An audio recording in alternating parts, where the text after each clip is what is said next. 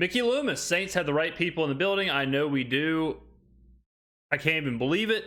If that's the quote, this interview is going to be out of control. This is from WWL. I believe Mike Haas is interviewing Mickey. Let's go ahead and let this thing play. So this team will be, as it has in the past a couple of times, we've talked about it. It's a tough loss, 24-15 in Atlanta. And so now it's how this tough loss as far as it's hard to, kind of watch. But it wasn't a tough loss as far as like a nail biter. I mean, it was kind of a dominating performance from Atlanta. Saints were listless. Saints were not good. Complete no-show. Out of a bye week. Horrific performance. Maybe the worst performance of the year when you factor in that the division was on the line, when you factor in we're coming off of a bye week, all that stuff. So I'm interested to hear what Mickey's got to say about that. This team answers and how it faces adversity with still 6 games to go and everything to play for. Yeah, look, it was very disappointing not to win in Atlanta. Particularly disappointing when you get into the red zone 5 times. You're also on their side of the 40-yard line and an additional time, and to only come away with 5 field goals is disappointing. And there's a lot of good things that are happening. Mike, you know how I am. I'm going to look at the things that are positive and understand how we can keep those going, and then look at the things that we're not doing well. And what is the positive thing, Mickey? Like what? And put in the comments below, what has been the positive? It's not the defense. The defense has been kind of whatever. They're almost a liability at this point. They're certainly not elite. They certainly are not playing how they were playing in the beginning of the year. So the defense has gotten worse. The offense, non-existent, not consistent. We can't run the ball. We aren't explosive. We're not pushing the ball downfield. Punting, terrible. Field goal kicking, hit or miss. What has been, we're not pressuring the quarterback. I mean, I really don't know what the positive is. As someone who watches the games every week, I can't put my finger on something that has been a positive for the entire season. At times, yeah, early in the season, the defense was a positive, no doubt. For the last, 4 weeks, they've not been. So try to figure out how can we improve in those areas. And there's a lot of things that we're doing well, but finishing off drives and scoring is not one of them. We've talked about the rest. It's crazy because if you do the opposite, right? If you say, okay, what are we not doing well? Starting games. We have not scored a touchdown on an opening possession the entire season. Unbelievable. If we could go the whole season without scoring a touchdown on the opening possession. Has to be the first time it's ever happened in NFL history. So we're not starting well. We are not scoring in the red zone. We are not running the football. We're not pushing the ball downfield. Derek Carr has 10 touchdown passes in 11 games. We're not getting sacks. We are not holding our opponents. We are not getting the ball to our playmakers. So when you put it like that, we're kind of failing on every single front.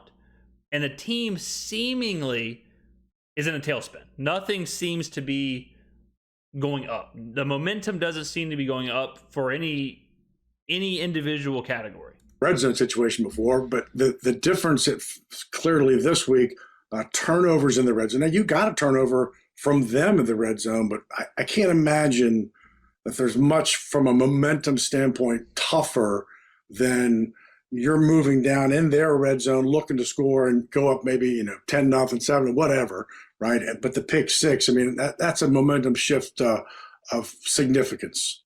Yeah, absolutely. And look, their guy, their safety made a great play. This answer blows my mind. I mean, to every action there's a reaction. Did Bates make a good play? Yes. Did Carr make a bad play? Yes. And here's the deal, too, with the whole we had turnovers, they had turnovers. We covered the box score pretty much even. Turnover, 2-2. Ran the ball, both ran it pretty well. Both ran it for about the same yards per carry. Everything was right there. Total yards, time of possession. We had more total yards. We had more time of possession. Turnovers were equal. If you look at the box score, we probably should have won the game. Even if you even if you say they should have won the game, they certainly shouldn't have won the game by 2 possessions. You know, like Mickey and Mike are talking about this red zone turnover thing. The game was virtually even, virtually equal. So why is it that we pretty much got blown out? I know why. Because we can't score in the red zone. Well, that's kind of a new problem. Nope. It's not. It's something that's plagued Derek Carr for his entire career.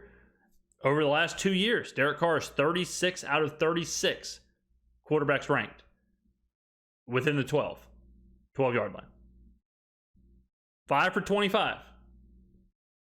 I mean, this is something that's been a problem. And it's no surprise that the Saints offense was this bad off a bye week. Because if we're that bad on first possessions, it's the same thing. If we're that bad at scheming up the first possession of a game, the one possession you have the entire week to scheme up, if we're that bad at that, of course we're going to be bad coming out of the bye week. Because we can't scheme. We can't game plan. I mean, I know Mickey can't come out here and say, our coaches are terrible, Derek Carr has been a failure, but I know he can't do that. But to put this face on and say, oh, well, we're doing some things right, we're doing some whatever, it's an insult to the fans. There cannot be more evidence that Carmichael and Allen are so far out of their depth, it's out of control. What they have done to this franchise is absolutely sickening. I mean, they are, I've heard some people that are saying that they could be back next year. Allen, I don't think Carmichael can. I don't think Carmichael would come back. But if Mickey trots Dennis Allen out again, it's hard to imagine. I mean, it's hard to imagine that, right? Like, that scenario. It's hard to imagine as a fan, as even not a fan, just as an outside, person, a viewer of the NFL, to see Dennis Allen fail so spectacularly every single spot he's been at as a head coach, and then to think that we could bring him back and let him do it again. When you're seeing people like Frank Reich get fired 10 years or 10 games into the season, like, what's going on? The Saints, it's almost like a TV show or something where the Saints are like trying to be as spectacularly bad as possible. And you can look and say, hey, it was a mistake. The throw was a mistake. And I'm sure Derek would say it is. And yet at the same time, that guy just made a great play. And sometimes Mickey threw it at his chest. Like, he didn't make a one-handed Odell Beckham pick six. He threw it into Jesse Bates' soul. Happens. But we have to be able to bounce back from those kinds of things. And look, I thought we did. We had a chance. We had a couple chances to. We climbed back in the game. We had a number of chances to score other touchdowns and take control of the game, and just couldn't finish off drives. And it wasn't any one thing. It's a drop ball, or it's a penalty. Those are. The Saints have also gotten, and we've watched a lot of interviews this week, and the Saints have kind of gotten into this habit of just acting like things that happen during the game are the reason that they're not succeeding. Like a drop pass, a penalty, that happens to every team in every game. Every single team that loses could say, well, I mean, if it wasn't for a drop pass here and a penalty there and a missed tackle here and a missed field goal here and a red zone turnover here, like, you're just describing the game. You're just describing the NFL. The Falcons could say the same thing. Every team can say, if it wasn't for these plays, it would have been better.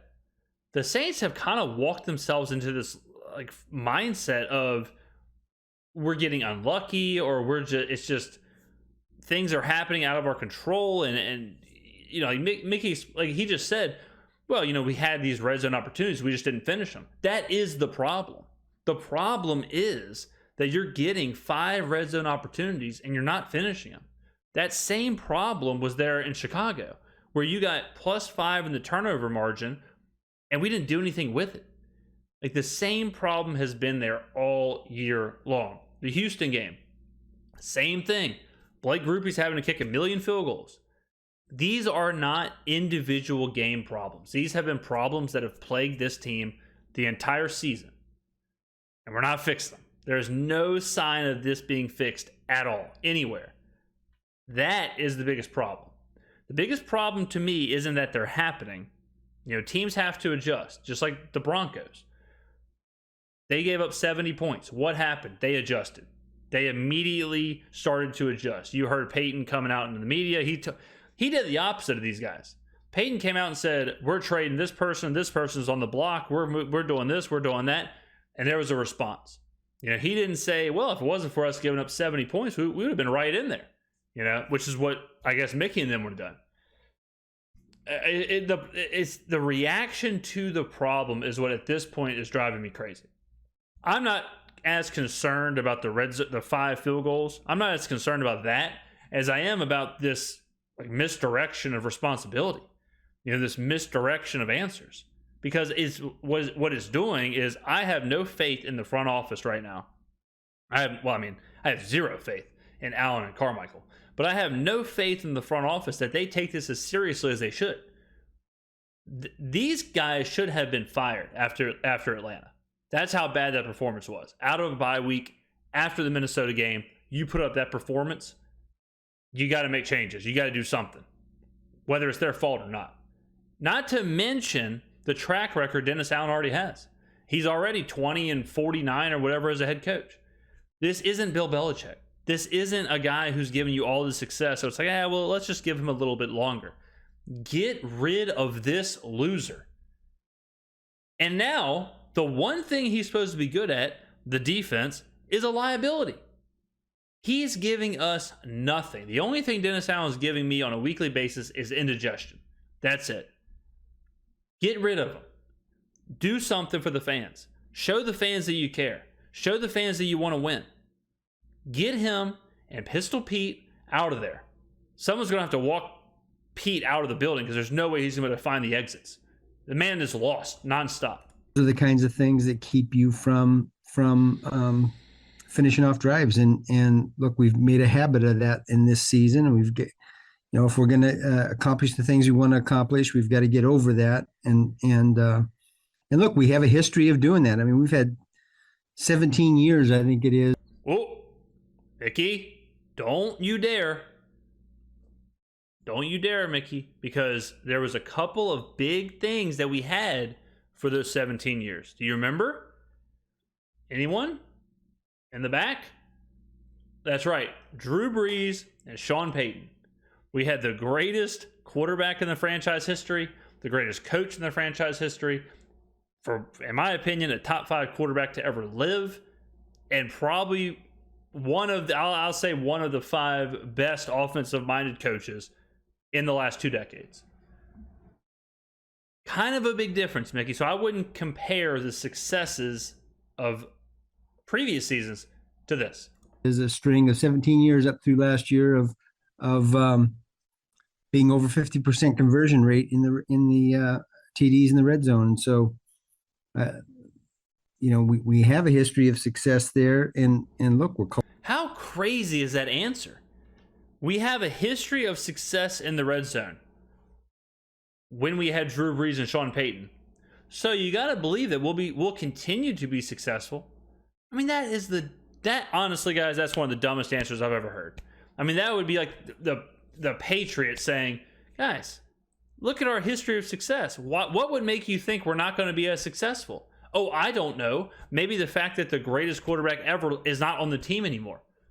Maybe because all those Hall of Famers are not on the team anymore. I mean, that's insane. We have this 17-year history of red zone success before last year, which, coincidentally is the first year that Dennis Allen was the head coach. Like, how is that? I mean, I honestly cannot believe that answer. Calling a lot of the same plays, and we're just not finishing that off. We need to do that. And kind of the last question on Atlanta, which is just, I know it from Dennis Allen and his defensive background, the inability to kind of, or for other teams to run the ball on you, especially in the fourth quarter when you know they're going to run and they are able to kind of do so, just magnifies the frustration. Yeah, look, defense gave up 17 points overall. I mean, that's a winning performance in terms of points. But is given the kind of game it was, we needed to get a stop, particularly in the last 2 drives in the 4-minute offense, and it was disappointing. Atlanta's a bad team. Like, Atlanta's a bad offense, and especially when they went to Ritter, because Ritter is awful and he can't throw, he can't beat you. So you knew what Atlanta was going to do. Again, you're giving this defensive mastermind an extra week to prepare for this. They're telling you, we're going to run the football. That's all we can do. They do the same thing every week. And you allowed them to do that. They ran for like 230 yards. And yeah, at the end of the game, hey, we need to stop here. We need to stop them. They're going to run. We know what's happening. Doesn't matter. So, I mean, it's not looking good. Not to do that. It is a rarity, at least feels like it. It's a 3-game homestand. You had a 3-game road stand in 2020 and 3 games on the road back to back to back in 2018. Now, 2022 would have been 3 games at home, but the Minnesota game is in London, so I don't count that. So it's the first time since 2014 to have back to back to back at home, and it's one of the things I looked at on the schedule when it first came out. One was that you were on the road a ton early in the season, but these next 3 games at Caesars Superdome, almost irrespective of what you need to do, are just important, huge football games. The Lions game is important because it's a game, no doubt.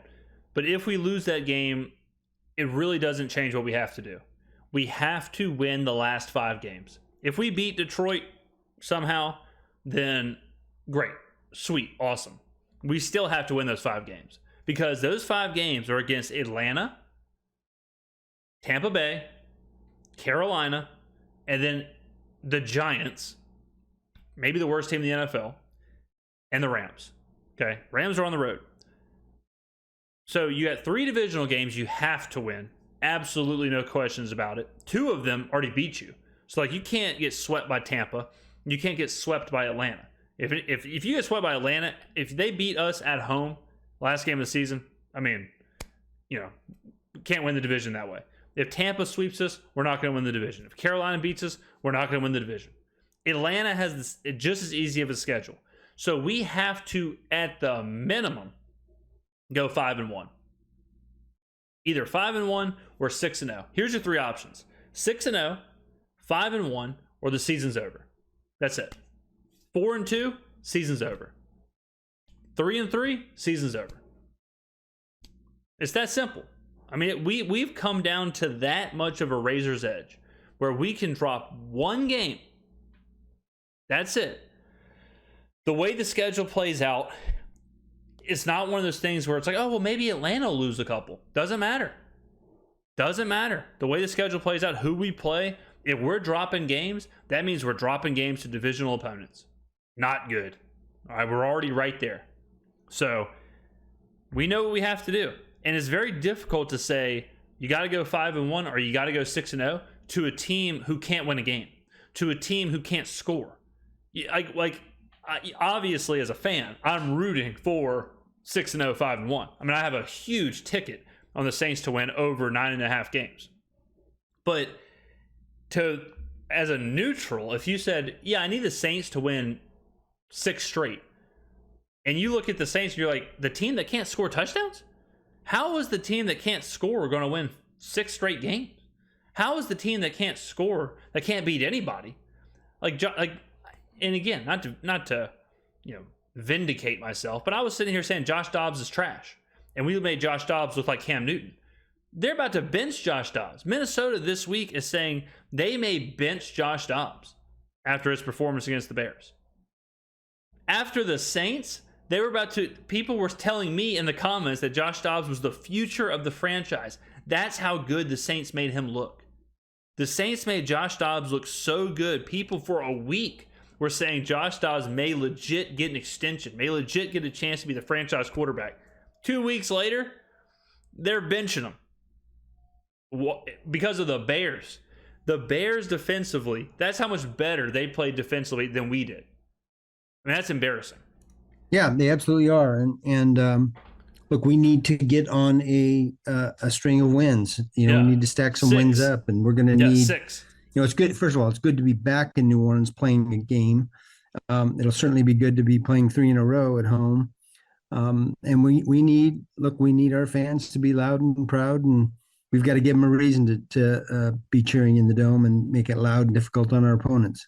I know it's a tough week out there, and I know, but you've got, is part of your job like the keep people focused on the task at hand, and I'm not saying keep people's chin up, and but kind of focus on the future a little bit. I'm just trying to get a sense of, they're tough times, but it is what it is. Well, I think it's it's actually kind of not his job. His job is to put the right people in position to make the team successful. His job isn't to refocus Dennis Allen or refocus Pete Carmichael. Mickey Loomis's job is to say, like, okay, Pete's not working out as offensive coordinator. Let's make a change. Let's try and move the puzzle pieces around. Let's put the people in position to win. It's not to be a rah, keep your chin up kind of guy. Like, he is the president of football operations. He is the CEO of this business. The CEO, if a guy is failing at that job, like Pete Carmichael is and Dennis Allen is, and they have failed for a long period of time, the franchise is under the advisement and the trust of Mickey Loomis to make the right decision of either getting rid of that person, bringing in the right new hire. Like, you see it all the time. Mickey has to take that role. That's what we need from him right now as a fan base or as a franchise. We need him to make the hard decision of parting with Dennis Allen and Pete Carmichael, and then make the hard decision of, okay, who are we going to bring in? Whose identity, whose philosophy, who is the next Sean Payton? Who is the next guy that we can entrust this franchise to for the next however many years? Because these two, Pete and Dennis, are running this franchise into the ground. They are turning this proud franchise, certainly proud for the last 15 years, into a joke and into one of the most offensively inept teams I have witnessed in a long time. I mean, when you see teams like Chicago and New York, and you're like, oh man, the Saints, I wish the Saints could do something like that. The Saints, with the weapons that we have, should be nowhere near offensively Carolina, Chicago, the Giants, teams like that. In any industry, any business, part of leadership is, look, when things aren't going well, you can't just be negative.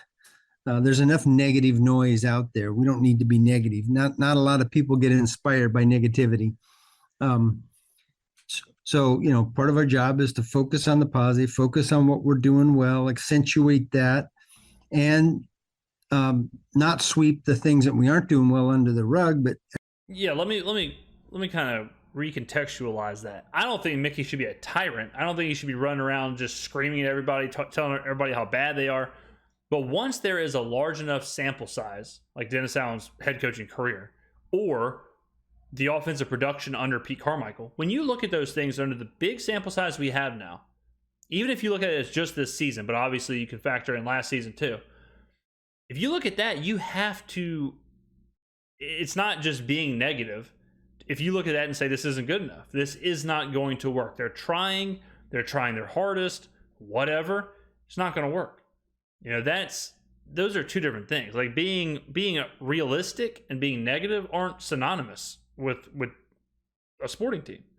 You can't, you do have to have some kind of wiggle room. You have to allow them, okay, maybe they can grow, maybe they can get over this, maybe whatever. But just like whenever Urban Meyer's first season in Jacksonville, they had to get rid of him. They had to move on from him to let the team move on. I mean, imagine if they would have let Urban finish out the season. Imagine if they would have said, well, we'll give him another year. We don't want to be negative, whatever. Imagine how much that would have messed up Trevor Lawrence's progression. Imagine how bad that would have put everything for the Jaguars. The next season would have been awful. They would have had to fire Meyer. They might not have got Peterson. It sets everything in motion.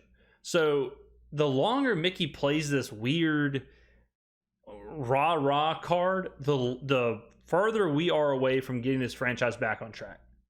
I mean, I don't care if we win 10 games, win the division, go to the playoffs, you still got to get rid of Allen and Carmichael. I mean, it's just, they've shown you every week the exact same thing. We don't even have peaks and valleys. It's just the same thing every single week. The Atlanta game looked exactly like the Tennessee game offensively. And that looked like the Texans game. And that looked like the Vikings game. And that looked like the Green Bay game. Like, it has been the same thing over and over and over and over. They are who they are. Dennis Allen's record is what it is. Our offensive ranking, it is what it is. I wish them, nothing but the best. But they cannot do the job. Dennis Allen is not a head coach. Pete Carmichael is not offensive coordinator. Go get someone who is. Attack them and improve in those areas. And I believe with all my heart we got the right people in the building. Unbelievable. I know we do. There's too many other things that are good signs. I mean, we're 12th in the league on offense. We just had a game where we had 444 yards. We had 5 trips into the red zone. We're I mean, I know I keep saying this over and over, and I hope y'all are in agreement here that those like empty yards like that don't matter. If you can move the ball from the 20 to the 20 and that's it, that doesn't get you anything. If you're first in the NFL in yardage, but you can't score, what good does that do you? It doesn't do you any good. It is not directly correlated that if you move the ball from the 30, from the opponent 30 to, or from your 30 to the opponent's 30, that doesn't mean you can also move it in the red zone. That doesn't mean you're good. Do y'all think we have the 12th overall offense? Are you kidding me? I mean, the fact that Mickey can sit here and be like, look, we have a top 12 offense. Mickey, brother, we aren't even close. And that's what I'm talking about, where I have no faith in this front office. If he's going to sit here and say, we have the answers in the building, and if he means the players, that's one thing, because I think we do have good players. But if he means Allen and Carmichael, and then he's going to double down and say, oh, and by the way, we have a top 12 offense, that's so far away from what is actually happening. It's blowing my mind. Our offense is broken. We have a huge issue offensively right now. We cannot run the ball. We cannot score. We have not scored on our opening possession the entire season. If all that's happening, yet our GM is saying we have a top 12 offense, that disconnect from reality and that, like, his philosophy is absolutely mind-blowing. I mean, a top 12 offense is above average. A top 12 offense is pretty good. If you're the 11th best offense, you're doing a hell of a job.